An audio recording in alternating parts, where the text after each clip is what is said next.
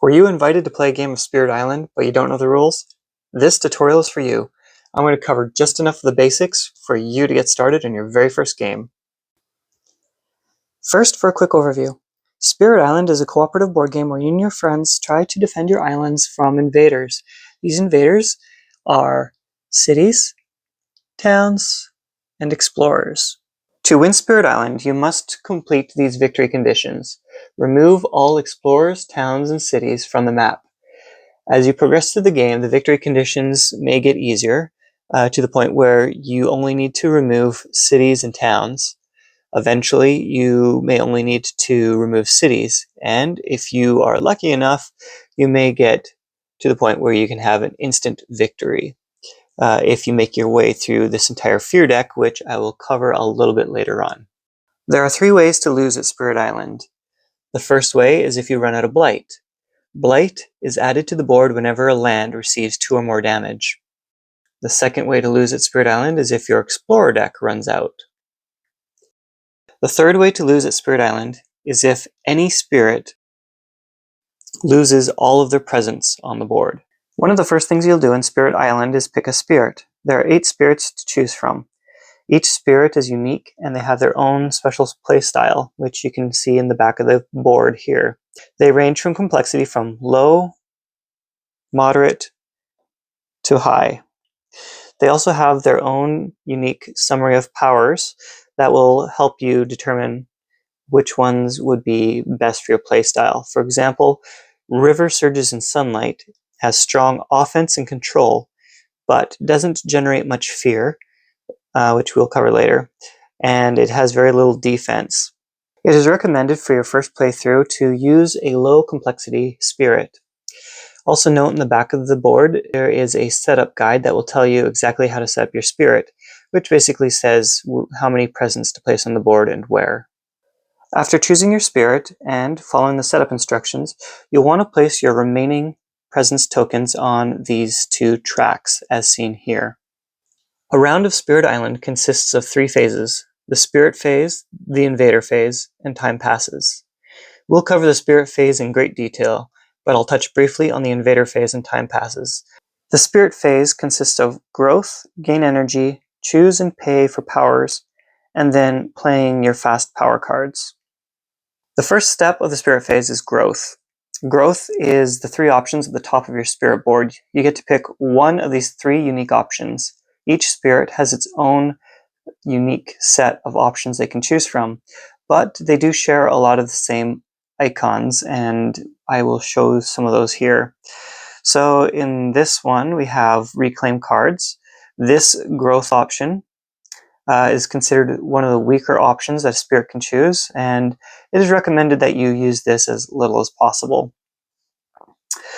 If you do pick this one in the case of Lightning's Swift Strike, then you can reclaim all your cards, gain 1 power card from the deck over here. You can either choose from a minor power or a major power. If you choose to gain a card, you grab 4 of the top cards from either the minor or the major. You get to choose which one, which power you want, and you choose 1 from those 4 cards and put the rest in the discard pile. Something to note is that the minor cards you can grab 1 without any issues, but if you grab a major card, you have to sacrifice one of your current existing cards. If you also choose this option here, at least for Lightning's Swift Strike, you can also gain 1 energy. Energy is used to help pay for power cards you use during the turn. If you choose this option on the growth section, then you can add, in the case of Lightning's Swift Strike, you can add 2 of your presents to the board. So these are presents, and you can choose from either track, and as you choose presents from a track, it reveals bonuses. So if I were to eventually lay 3 of these presents on the board, I would eventually be able to earn 3 energy per turn. Right now, the default is 1. On the second track here, cards played, Right now I can play 2 power cards, but as you add presence to the board, I unlock greater abilities, so I can then play 3 cards at a time, eventually 4 cards at a time. But you just have to balance this out because you do need to be able to pay for your cards used. You'll see that there is an arrow here, a number and an arrow. This shows how far away from your current presence on the board you can place new presence. So this says I can place 1 presence 2 away from my current presence on the board. So I only have 1 presence. So if I wanted to, say, play 3 cards, I would grab this one here, and I could put it anywhere within 1 or 2 distance away. So I could put it right here if I wanted to, and that'd be 1, 2. The next option here says 0 away. That means I would need to put it directly on top of another presence, making it a sacred site. So let's say I want to build up on my energy, so the next turn I can get 2 energy instead of 1 if I chose that as a growth. So 0 away means right on top. If you place 2 presence in a single land, that is called a sacred site. The next step of the spirit phase is to gain energy. When you gain energy, you gain the energy that is furthest to the right. So in this case, I would only get 1 energy, not 2, just the 1. So let's say, for example, this was a new round and I decided to use this growth option. So I can place 1 presence on the board. So let's just say I want to gain this 2 energy this turn. So I'll place this 1 presence on the board, and it's got to be 1 away from a current presence on the board. So I'll just put it, let's say, right here. So that reveals my 2. And since I use this growth, I get to gain 3 energy. So on my energy turn, when I receive my energy, I will receive 2. So that would give me a total of 5 energy this turn. The next step in the spirit phase is to choose and pay for power cards. This admittedly is probably the part that takes the longest time, at least for me. Choosing a power card is a lot of the brain power that comes into Spirit Island. This takes up the bulk of the game and pretty much almost makes or breaks the game, depending on which powers you can use, depending on how much energy you have and how many cards you can play. So let's look at the anatomy of these cards so you can understand how they work. So the cost of a card is at the top. So this is the energy cost. In my case, 1, 3, 2, 0. I forgot to mention, and I do have a setup video that teaches you this, but when you choose a spirit, you do have some spirit-specific cards that you get to start out with. So at the top left corner, those are the costs of the energy costs of the card. Down here, you'll see that there's a speed, and there's 2 of them. There's fast and there's slow. And if you remember up here during the Spirit Island phase order, the fast powers are used between the spirit phase and the invader phase. Slow powers are used after the invader phase, so between the invader phase and time passes. Again, I'll touch briefly on the invader phase and time passes so you get an understanding of that. So for the cards, you have to be very careful what the speeds are. There'll be cards that'll have ranges to show you how far away you can the target land can be from a presence. So in this case, Harbingers of Lightning lets you target a land, any land, that is 1 away from a presence. So in this card's case, it says I can push up to 2 Dahan, who are the villagers that are on the island who help you defend the island. So you can push 2 Dahan, and you can add 1 fear if you pushed any Dahan into a land with a town or a city. So let's just say here is a town, and here is my presence. And I am going to, these powers are slow, but I'm just going to show you as an example. So I could push these two Dahan into this land here, but that is how the range and target lands work. And since I pushed a Dahan into a land with a town, I get to generate a fear. So if you generate enough fear, which is all of these, if you can push all of these fear down into the generated fear, so the fear pool is empty, that means you gain a fear card. Fear cards have benefits for you and your allies that are used at the beginning of the invader phase. So those are really helpful.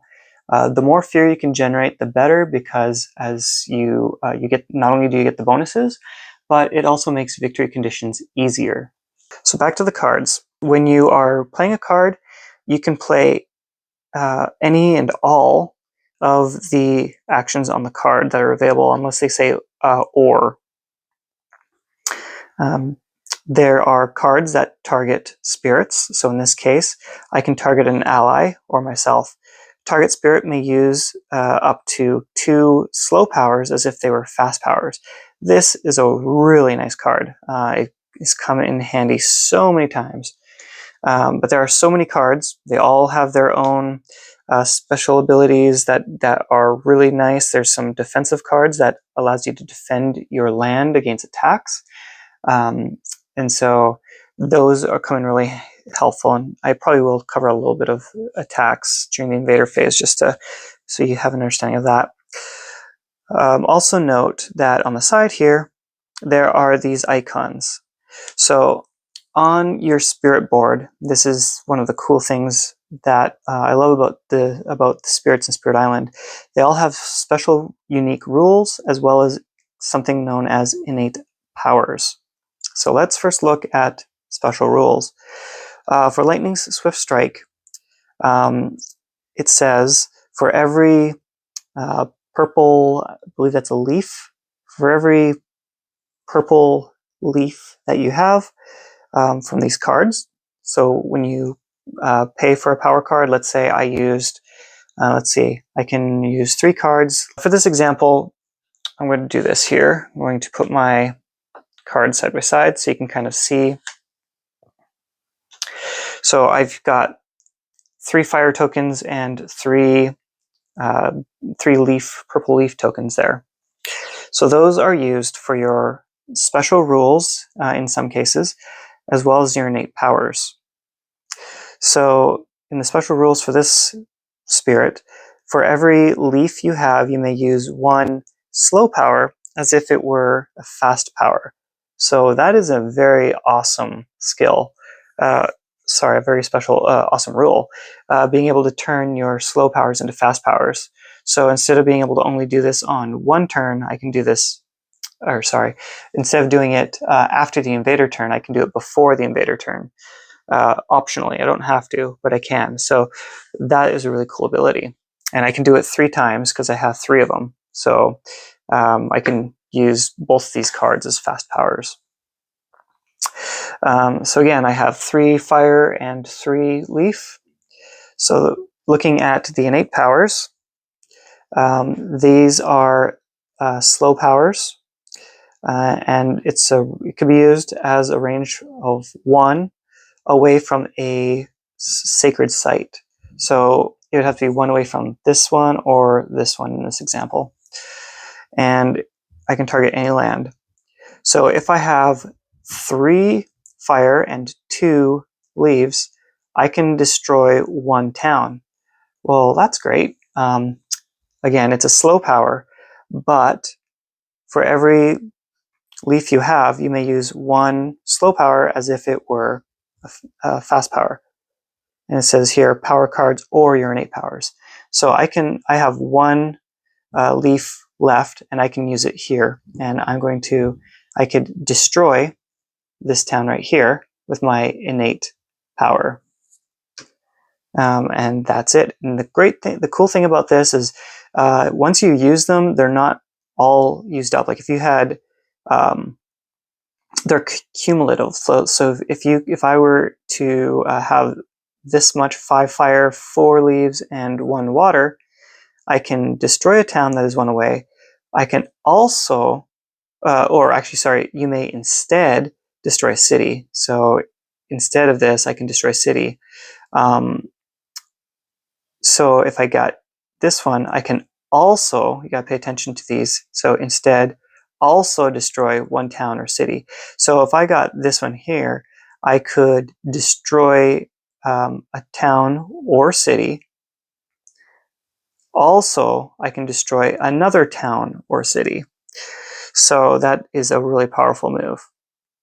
After you've picked your power cards and used your fast powers, you move on to the invader phase.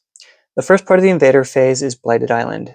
During setup, if you decide to use the Blighted Island cards, which are optional to add more difficulty, then you would follow those steps on the card if you were using them. I'm just using the core base rules, and so I don't have that. So I'm moving on to the fear. So if you generated a fear card, and you're able to use that, so you would have it in the earned fear cards, and if it was here, you would be able to use that at this time, and then once used, you'd discard it. So you would do your bonuses from the fear card. Then you go and you do the different stages. So first we'll cover Ravage. So let's say the sand was on the Ravage section. So I'm just going to, each one of these, as you go through the invader phase, you'll be doing Ravage, Build, Explore, and then Advance Invader card. So on the first round, you will have 1 Explore card shown. And so this, before you even play the game, the Explorers get to explore first, which I've mentioned in my setup video, which is only 2 minutes long. This is already probably going to be like a 20-minute video. I don't know. So the first phase, or the first thing that explorers generally do, is explore. When they explore, they're going to add explorers to sand, in this case, sand areas that are adjacent from ocean or towns and cities. So both sand lands here are adjacent to towns and cities, so they get an explorer.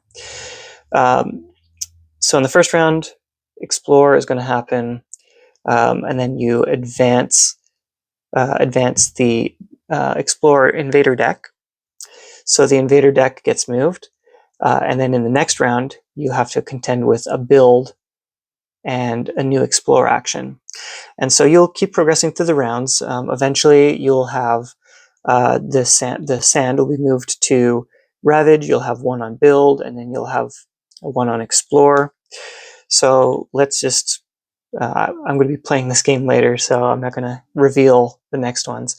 But in this case, well, I guess it doesn't matter. I can hide them. We'll just set this up.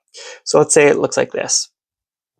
So in the case of the process here, we'll look at Ravage. So for Ravage, we will look at the board, and wherever there are invaders, towns, and cities, they're going to ravage the land on Sandlands. So we have this invader here, and invaders only do 1 damage. So if you remember, Blight is added to the land if 2 or more damage is done to a land. So both lands in this case have explorers. That's because I didn't go through the build action, but for argument's sake, let's say that they built a town here. Sorry, explorer stays. So they build a town. This land would receive 2 damage, and that means it would get blighted. If I had Dahan here, this gets more interesting. So during the Ravage phase, the explorers attack first, and so they do simultaneous damage to the land and the Dahan. So what happens is, you can think of this as a war. Explorers are using cannons and fire, and they're damaging the land in their battle. So that's what the ravaged land means in this sense. During a battle between the Dahan, they're using cannons and blowing up stuff. So the land gets 2 damage, so they get blighted. And, sorry, actually 3 damage. So an explorer does 1 damage, a town does 2 damage, and a city does 3 damage. They also have different healths as well. An explorer has 1 health, a town has 2 health, and a city has 3 health. And you can tell with like the city has 3 buildings, so 3 health, 3 attack. Town has 2 buildings, 2 health, 2 attack, and explorer is just a single explorer, 1 health, 1 attack. So they're doing 3 damage. Dahan have 2 attack, 2 health. So 1 Dahan dies, and 1 Dahan takes damage, so you sit him on the side. Or upside down, either way works. And so the land gets ravaged, and then the Dahan get to fight after the fact. So I have 1 Dahan left, and he does 2 damage. So he's going to take out this town. Now, because he destroyed a town up here, you can generate fear, either through power cards, or by destroying a town, which gets you 1 fear. If you destroy a city, you generate 2 fear. Next, so that pretty much covers Ravage. Some cards add the ability to add defense to the land. Some spirits also give you the ability to defend a land. So, for example, if you had this guy here, his special ability allows you to defend 3 in every land where there is a sacred site. His sacred site. So if I was playing with that guy and I had my sacred site here, then what would have happened was I would have had this land defended for 3. And so this town and explorer wouldn't have done any damage to the land or to the Dahan. And so there wouldn't have been a blight. And so these guys would have attacked. They would have the Dahan and the land would have been defended for 3, which means no damage. And then the Dahan get to fight back. And so that would have been 4 damage.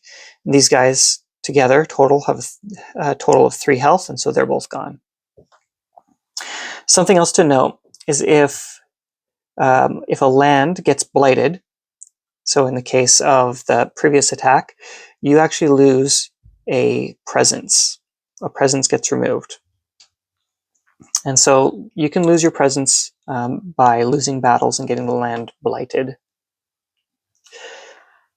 Alright, so that covers Ravage. During the build step of the invader phase, you will target the wetlands. And so you'll look at the wetlands, and wherever there is an invader in the wetlands, you will add a town. Wherever there is a town in the wetlands, you will add a city. And so it can build up pretty quick, and so when you're playing, you want to kind of control the board based on how things are set up here. So you want to try and prevent ravage as much as possible. You also want to prevent building as much as possible. So you'll want to manage and control your board and try to reduce events that happen in those lands. There are some power cards and some abilities from some of the spirits that allow you to skip steps, all steps during the invader phase of a specific land, so that also helps. Once you have finished the build step, you would move on to the explore, and so you flip the card, and in this case we're looking at jungle, and so every jungle land that touches a town or a ocean will get an explorer. And so you'll look at the jungle and you'll add an explorer here because there's town and city next to it, and same with over here. The final thing you want to do is advance the invader cards. So at that point, you move this over to the discard, you move this down, and you move this down, and you are ready for your next slow powers. And so you'll look at your cards, and whichever slow powers you have remaining. In the case of Lightning Swift Strike, he pretty much gets to use all of his slow powers as fast powers. But let's say I had a slow power that I held back. And so if I did, I could go ahead and use those slow powers now, target the appropriate lands, and complete those actions. Some spirits do have also a lot of slow innate powers, where they get to shuffle around Dahan to use as defense and things like that. And so that's a really good time here to help gain board control. Once you have finished with your slow powers, then you go through the time passes. And in time pass, when time passes, essentially you help reset the board, and so any Dahan that have been damaged, you would heal them and set them back up. If there are any towns or cities that were damaged for 1 point of damage, you would also set them up. So if this town here got damaged, you'd set it up so the two towns are showing, or the 2 buildings are showing. That means he has 2 health. If he had 2 damage, then you'd have the 1 building show. And at this point, time passes, you would stand him up. And that about covers it for the basic rules of Spirit Island. Hopefully that is enough to help you get started on your very first game, and hopefully they made sense. So just a few things before we go. I wanted to cover a little bit on the reference card here. So this is a really handy card, of course. It references the spirit phase, so you can kind of follow that. Also note that the spirit phase is simultaneous, and so you will be doing that at the same time as all the other players, and you'll be working together to accomplish the same goals. So again, this is a co-op, and you'll be working together to help each other out. It is okay for each player to know what you have as far as cards go, because you can help each other use these cards, and it's good to know what each of your abilities are so you guys can work together as a team. Down at the bottom of this reference card, it'll talk about energy, card plays, some of the icons you'll see. This means reclaim 1. It'll talk a little bit about bonus elements, which I did not discuss, but sometimes as you reveal tokens here, you'll be able to receive bonus elements in there instead of additional card plays and energy. So those are just bonuses that are pretty handy. On the back of the reference, you'll see a breakdown of each thing. So you'll see the pieces. You got Explore, Town, City. It shows you that by destroying a town and city, you generate fear. 1 fear for a town, 2 fear for a city. And it says the damage and health, which are the same. So explorers have 1 health and damage. Towns have 2 health and 2 damage. Cities 3. Dahan can have 2 health and do 2 damage. A single presence marker, a sacred site is 2 presence markers on top of each other, and of course we have the blight. And then here's like some targeting examples. So what the icons mean. Sometimes you can only target invaders or coastal. So there's a couple different things here that you can use as a reference. I obviously did not cover every single rule, and I also covered more than I expected. I was hoping to keep this short, but it's now 30 minutes long. Please feel free to add more rules in the comments that I missed or didn't get quite right. If there's anything you think that new players should know, please add them in the comments.